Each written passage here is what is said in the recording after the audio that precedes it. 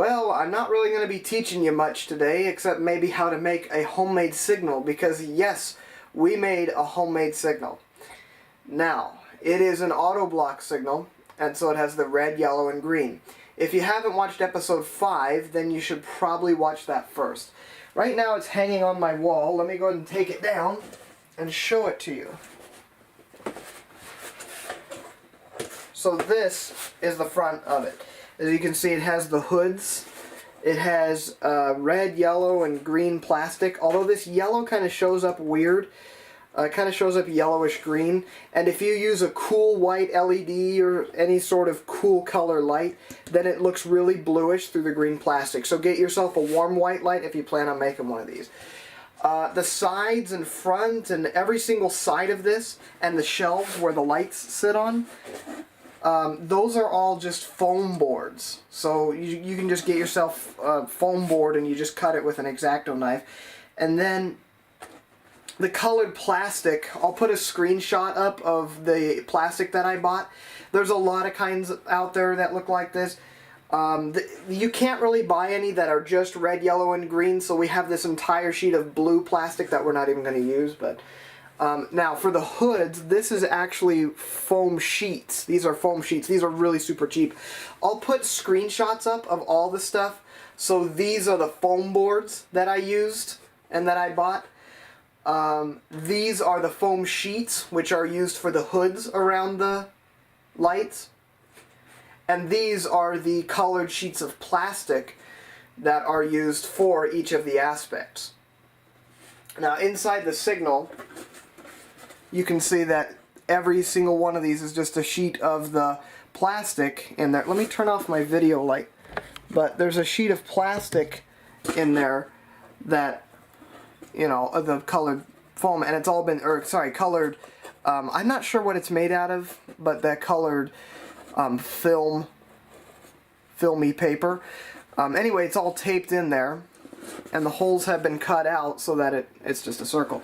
And so what you do is you grab yourself a tap light, which I'll just grab this one here. Just grab yourself a tap light, and it's always good to have a warm white one, so you can see it's quite yellowish. Now, if I set it on one of these shelves, now let's do red, just to show you it'll sit all the way in the top shelf. You can click it, making a lot of noise. You can click it on, and well, it's really hard to tell in the daytime. If I put it up against the wall, yeah, you can kind of tell. Yeah, it lights up red. And if you're going to make something like this, the way we had it at first was that the shelves did not go all the way to the front. So if you put a light on the yellow shelf or the red shelf, then the light would kind of shine out the back and it would bleed into all the other lights. So if you shined a light through the green, it would also kind of light up the yellow and red. So if you're going to do that, make sure the shelves go all the way out. You could make a backing for it, but it's not really necessary. It makes it much easier to reach your hand in there to put the lights and the other aspects. Now, as you can plainly see from the light coming in on the side, it is the middle of the day right now, but just the other day I went and filmed this signal at night. And so I'm going to show that to you now.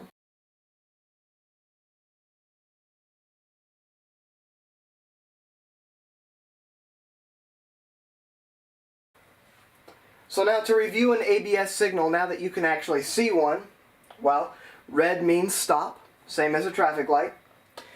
Yellow means that you're going to be clear for one block until you have a stop signal. And green means you're clear for 2 or more blocks until a stop signal.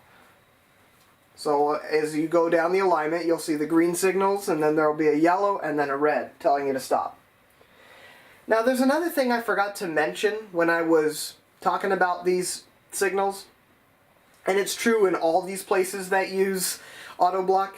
Yes, I'm still holding the tap light that was used for the signal.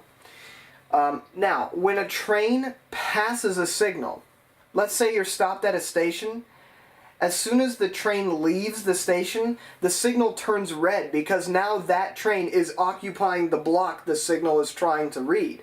So the signal turns red for the whole time that the train is going through. And then to save power, after the entire train leaves the circuit that signal sits in, then the signal just shuts down. So that signal will stay dark and no aspect will be lit up if there's no trains nearby. As soon as there's a train coming in the direction of the signal, as soon as it gets close enough to enter the signal circuitry, then one of the aspects will light up.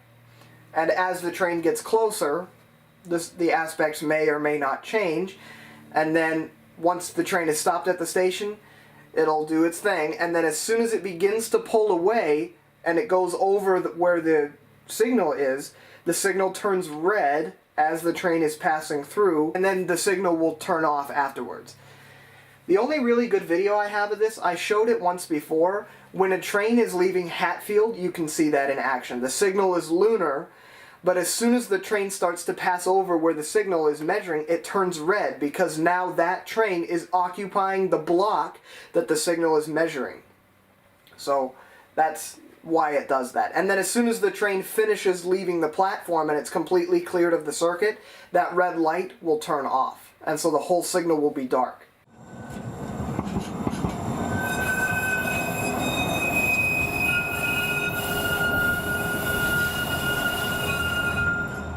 So this basically just saves you from replacing a bunch of light bulbs on the system, because if you could imagine that red light always being active, which if you watch any videos of the New York subway, it's quite similar to this, but imagine it upside down. Their red light is on the bottom, yellow in the middle, and green on top. But in New York, they don't do that. They don't turn off.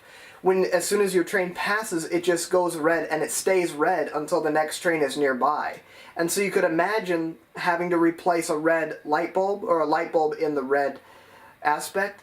You'd have to do that quite a bit more frequently because of that red light always being lit. So that this way it would just save you from having to do that. Well, this kind of went on longer than it was supposed to. It was just supposed to be to show you the cool new signal that we've made. So next time, I'm actually going to make another episode. I'm going to do a couple of episodes here of where to find certain kind of signals. So the next thing you should be able to look forward to is a map and location, everything, a big map that shows you exactly where to find an auto block signal if you want to go look at one yourself. So until then, just entertain yourself with all the other videos I have to upload, and I'll see you soon.